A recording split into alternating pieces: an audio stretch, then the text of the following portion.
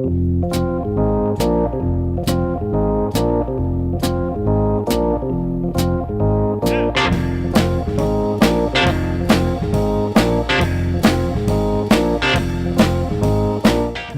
to the Two Blokes Chatting radio show on 94.7 The Pulse. Music, interviews, news, and, well, Two Blokes Chatting. Now, here are the two blokes. This is a man I met via the podcast world a little while ago. His name is Aaron Scales, and he is in a place called Dartmouth. G'day, Aaron. Morning, how you going? Going all right. You got Neil here. The other voice you'll hear is Rob. So, first things first, we are on Regional Roundup. I didn't do this. Sorry, just bear with me half a tick. We didn't do this bit. Loves his themes, this man. Across the deserts bare, man. I've breathed the mountain air, man. I've travelled, I've had my share, man. I've been everywhere. Been to Tullamore, Seymour, Lisbon. Yeah, righto, we've done that. I don't think Lucky Star included Dartmouth in the song, so you better start off by telling us where it is. Dartmouth, we're basically in the foothills of the northeast Victorian Alps, so about 1 hour out of Wodonga, in the sort of Upper Murray district. From up near the ski lodges. Yeah, your ski lodges are about 2.5 hours drive away. Oh, really? You've almost got to go back to Wodonga and then all the way back around. So, what's the trouble with those hills? It's not easy to make roads, is it? No, not at all. So my recollection of our conversation when we did that on the podcast was Dartmouth is what you might call a reasonably recent invention. Yes, yeah. Dartmouth was established back in about 1972, and it was built to build a dam. Damn good idea. See what I did there? Well done, Neil. Thank you. Okay, so there's a dam there, we know that, but on Regional Roundup we're trying to convince people that would normally go to Bali or Hawaii or Fiji or something, get in your car, go for a drive around country Victoria and see some sights that will mesmerise you, but that you probably didn't realise existed. Outside of the dam, why would I want to go to Dartmouth? Oh, look, it's a beautiful little village. We've got about 100 permanent residents, a lot of holiday homes, a really nice motel here as well, and, of course, the Dartmouth pub. Oh, slipped that in nicely. Well played. Because one of the questions I ask I should get people to listen to the podcast and save you your time on a Saturday morning. Should have just played the episode. Where are people going when they go to Dartmouth? Are they going to Dartmouth or are they going somewhere else? You're basically coming to Dartmouth. We're more of a destination. The road doesn't go we're not through town, so the road doesn't go through. You end up at the dam and that's the end, and you've got to turn back around. So we advertise as a destination to come to, but we're just off. We're only 15 kilometres off the Omeo Highway, which is, of course, a beautiful drive over into East Gippsland. And why was the dam built? Was it for electricity or for water storage, or just because it was a good thing to do? The dam was built for drought reserves, so just in case of emergencies, basically, when we've got huge droughts, that's when Dartmouth Dam gets released. And released to Melbourne or Albury-Wodonga, or both? The Dartmouth Dam flows into the Middle River, which flows into Lake Hume, and then down the Murray. Yeah, okay. Yep. Righto. And the other thing... South Australia. Yes, that's it. Tips out of into Bass Strait. The other thing that is notable about your good self is that you are a councillor of the... Now, I always say this wrongly. I'm going to say Toowong Shire. Is that correct? Towong. Towong, there you go. Toowong's in Brisbane, isn't it? Towong Shire. Yep. What's the capital of the Towong Shire? Would be Corryong's our largest town, which is up in the Upper Murray. Doesn't go much further. 2,000 people. Because Corryong's kind of the end of the road when it comes to the Murray, isn't it, in terms of towns? Yes, yeah, it's the top town, I suppose, of the Murray River. Yeah.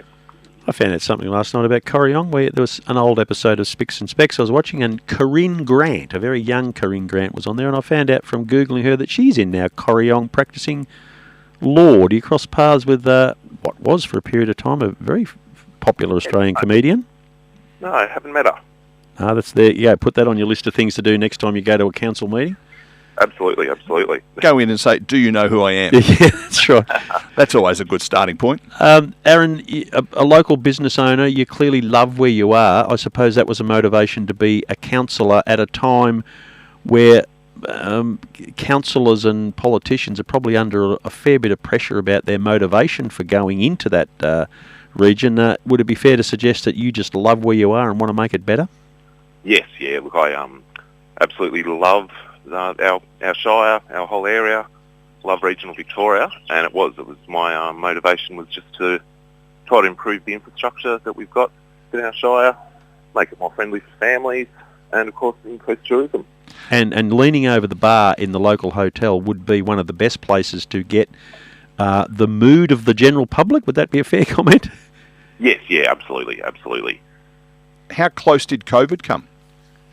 So at the moment, the closest, we did have a couple of cases up in Corriol about a month ago, but as far as that, it's probably Wodonga at the moment where there's a bit of an outbreak. So the impact on your establishment, the Dartmouth Hotel, would have been primarily around the fact that there were statewide or regional-wide restrictions rather than anything that was happening in or near you? Yes, yeah, absolutely. The obviously the statewide lockdowns, we were allowed to open for takeaway alcohol and takeaway food, but when you've got a population of 100 people and not a lot of those necessarily wanted to purchase takeaway stuff, it was a real struggle to get through. And of course, even when regional Victoria opened up and Melbourne was in lockdown and the border was closed from New South Wales, basically regional tourism had to support regional tourism, and there's just not enough in regional Victoria to support regional Victoria.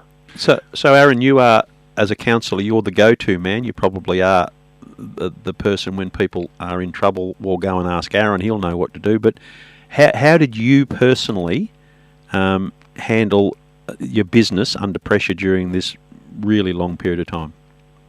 Look, we actually used the period to do some renovations inside the pub, moved our bar around, put some new tables and chairs in, so just kept motivated that way.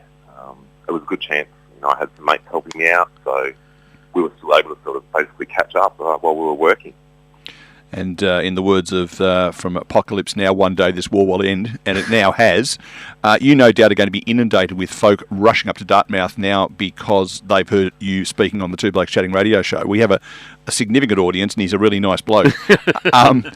If someone's coming to Dartmouth, there is the motel. Is there accommodation at the hotel as well? No, we don't have accommodation here at the hotel, but the motel, I'm just looking at it now, it's about 100 metres away from us. And so if the no vacancy sign goes out, where do people stay instead? There's a number of holiday homes available as well, which are all available on Airbnb. It sounds like a good place for me to come up and say good day, because I think I said I'd come up and have a beer with you, and then they locked us down. Yes, yeah, I think that's... I think we went into lockdown a couple of days after we did the podcast. So it's our fault.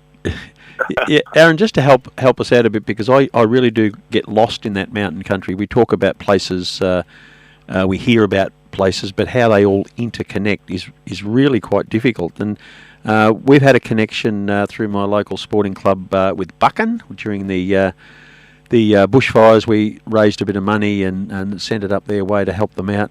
And I promised and will go up and say good day to those people up there, but I presume they're on the other side of the mountain, and it'll be probably a 6-hour drive to get from Dartmouth to Buchan. It's about 3.5 to 4 hours from from Buchan across to Dartmouth, but you just head back towards Bairnsdale and across the Omeo Highway. So, but yet when you line up a map, you're probably only a centimetre away or an inch away, depending on the size of the map. Yeah, it's really quite weird, that Gippsland country, but because of it is so beautiful. I think Bright is probably one of the nicest places I've ever been, and I'm picturing that Dartmouth is probably a similar view. Yes, we're almost like a mini Bright, I would say. So it's sort of dim, isn't it? Sort of dim as mini Bright. Yeah. No, I like that. If your place is as pretty as Bright, it is well worth the drive, and it sounds like there's a lot more to do once you get there. But sometimes it's just nice to go somewhere pretty, sit down and have a spell, and over the last little while, that's not a bad thing to do. Yes, absolutely. So, folks coming to your neck of the woods, there'll be some bushwalking, there'll be some boating, presumably on the dam. What else do they do while they're up there? Yeah, bushwalking, mountain bike riding, road cycling, obviously boating on the dam and fishing. Sounds good. Really a bit of an adventure tourism area. We must ask our fishing correspondent, Johnny Didge, whether he's been up to the Dartmouth Dam. I'm sure that he has. He seems to have dropped the string and stick in just about everywhere. We'll go back to the I've been everywhere thing. Aaron, we are running out of time. It's always good to chat to people who are business owners in regional Vic, and I will get to Dartmouth. It is one of those places that it's a bit tricky to get to from Geelong, but we will get there, and a cool drink on a warm afternoon will be consumed. That sounds great. Thanks for your time this morning on the Two Blokes Chatting radio show. Good on you, Aaron. Thank you very much. No worries. Cheers. Good on you, mate. There he is, Aaron Scales.